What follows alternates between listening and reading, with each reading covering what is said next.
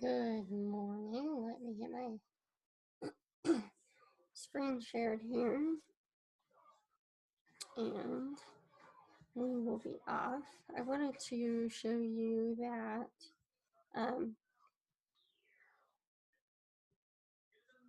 okay, so starting out, as you can see, it's like super easy to see all your stuff here. I'm going to move me here so you can kind of see. So right here, I'm starting here because I have people here and I don't want to share their information. So we have dashboard, campaigns, subscribers, forums, and automation. I had recently gone through and deleted everyone who didn't open emails. So I'm down to 19 and I really have not made email a priority. So it's a priority now, but hadn't been up to now. And so anyway, you get your subscribers here. You can do segments are right here, and this is how you can separate people based on their attributes and behavior.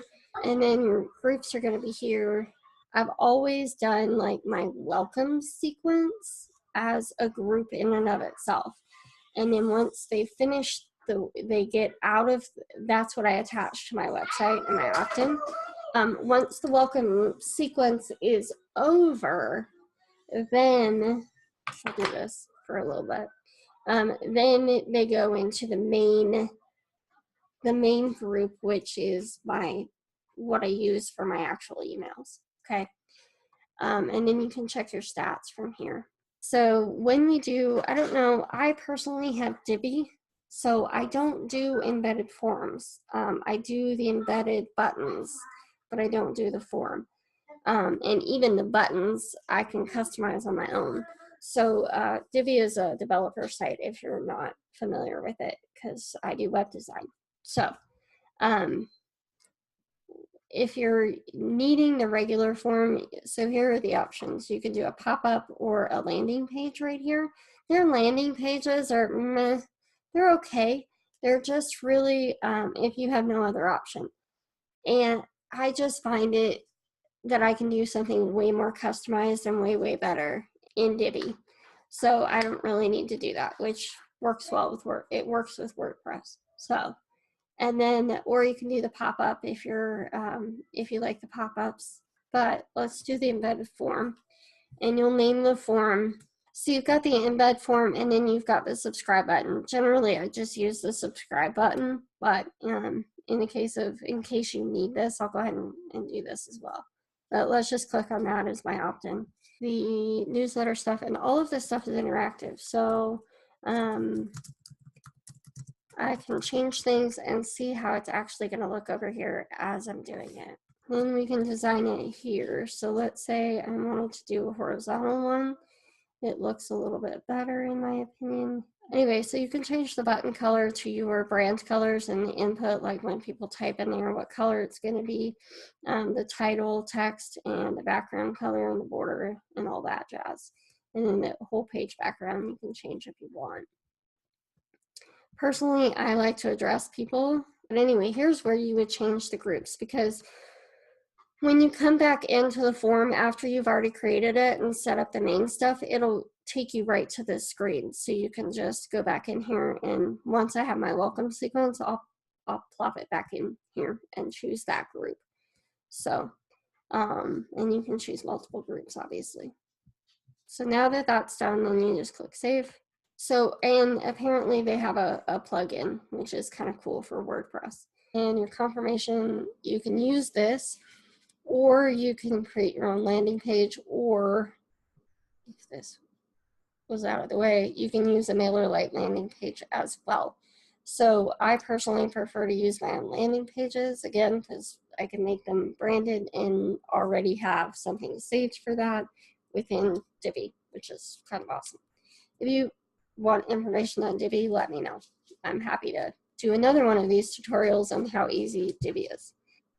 So like I said, it's super easy. It's right here, and you can create these from scratch. One thing I will mention is, let's say you have this is the one that I created for this video last night. If it's on and you go in to edit it, All right, so you see how there's no way to add anything in this, right?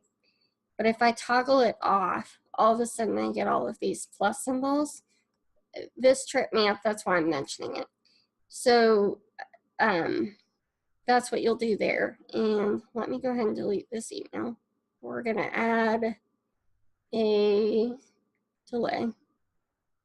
And from here you can see you can wait minutes, you can wait hours, days, weeks, months, do a specific time of the day, a specific day of the week, a specific day of the month, or a specific date of the year. So if you were doing like an anniversary email for people who join your list on a specific day, you could do that. But let's say we want to wait a day, and you put that in. Now you've got to wait 1 day. And now let's say you want to add an email. You do have to put the subject in before it'll let you do anything else. So, hello. Hello from the other side. So I listened to that song the other day. All right, and then we're gonna open this up. So there does seem to be more options here, but I do find that MailChimp's drag and drop editor is a little bit easier to use. Just a teeny bit. But other than that, and it's just because I've used it more, to be really honest with you.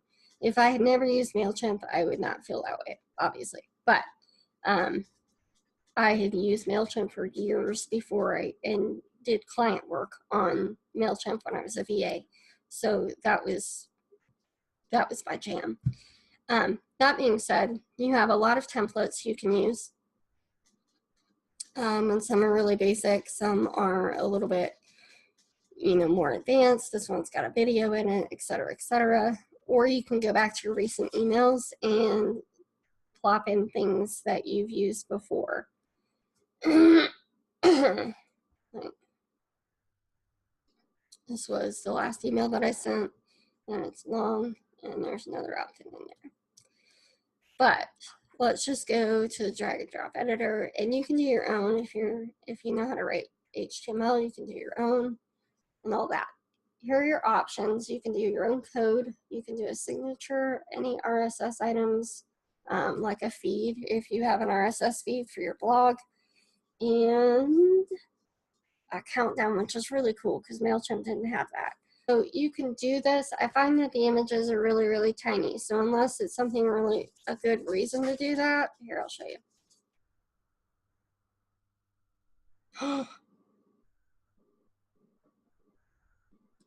Well, that changes things dramatically. All right. Scratch what I said.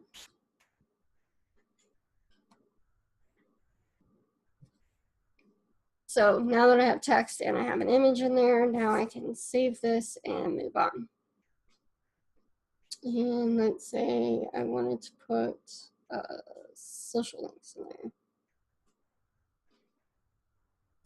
Now I can go in here and actually change my settings. Personally, I would spend some time and just create a template so that at least this part is already in there. A template with even just a header that you're going to use, and then the footer in there, and then just use that, and then you can customize the center of it just because it makes life easier because you don't have to go through and configure all these. But your social network options are pretty plentiful, to be honest with you. So Telegram, I don't even know what half of these are. I know what Foursquare is. And RSS feeds, websites, yeah, Periscope. Oh, Periscope. Don't have that on. Yeah, there's a lot on here that they just don't have on IMDb, really? Oh, SoundCloud. I have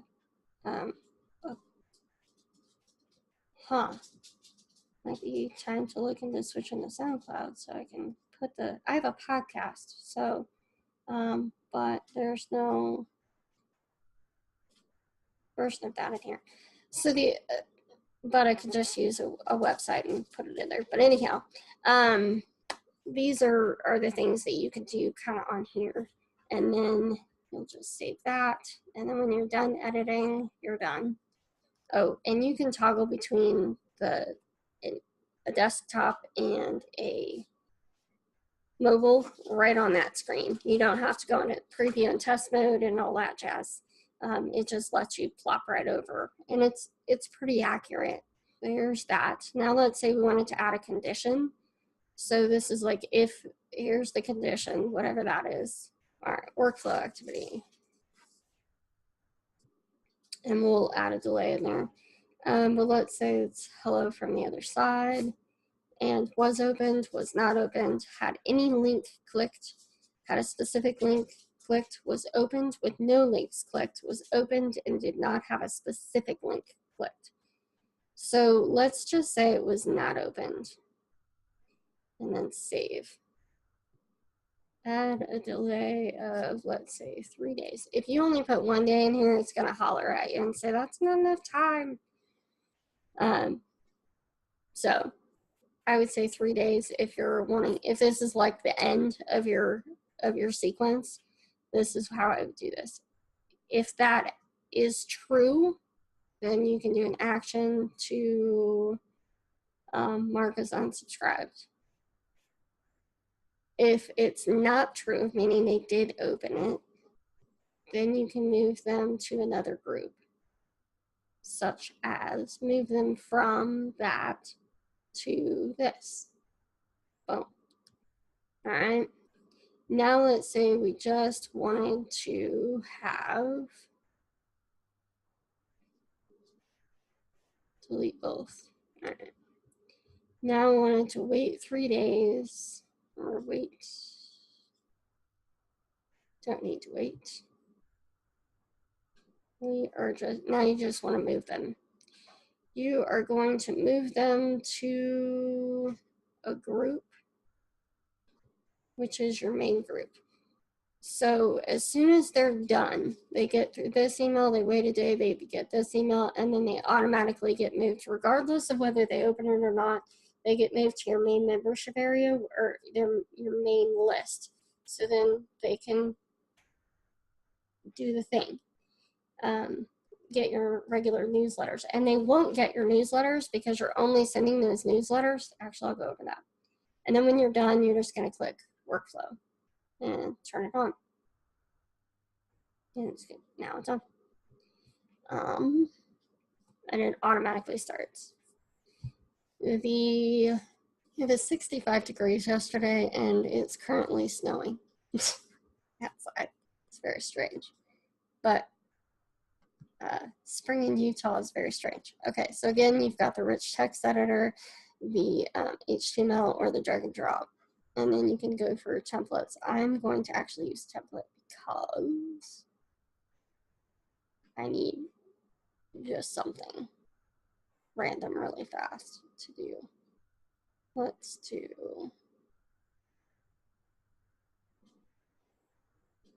this one. There's all these pictures. Everything is great. I don't want to change anything right now because that's not what I'm showing you. Who are you sending this to? All active subscribers or just that group? You can preview. You can send a test email from here. You can edit this info or edit the content, edit recipients, or go ahead and schedule. If you want to send now, you can. You can send later, or you can deliver based on time zones. I really like this time zone option because, let's say I click this. I don't think that MailChimp had this option, but the really cool thing is it literally sets it for, I like my stuff to go out in the morning before people go to work because a lot of people check their email. So 7:30 a.m., I can almost guarantee that a good percentage of people are going to get my email before they go to work. So let's say we want it on Friday at 7:30 in the morning, and this is a 24-hour clock. So, and then I can use Google Analytics if I have my account set up. I can use Google Analytics links tracking to track the clicks from your campaign, and then send. And what's going to happen is it's going to go into your outbox once you hit send. It'll stay there for maybe 5 minutes or so, if you know, or until it's scheduled to go out. If you hit send now, it stays in there for like 3 to 4 minutes, and then it's done. So super easy to use, probably easier in some ways than MailChimp, especially as far as the automation goes. Gosh, it's so fast and so much easier. If you have any questions, let me know. I'm happy to help in any way that I can. And I'll talk to you soon. Have a good day. See ya. Bye.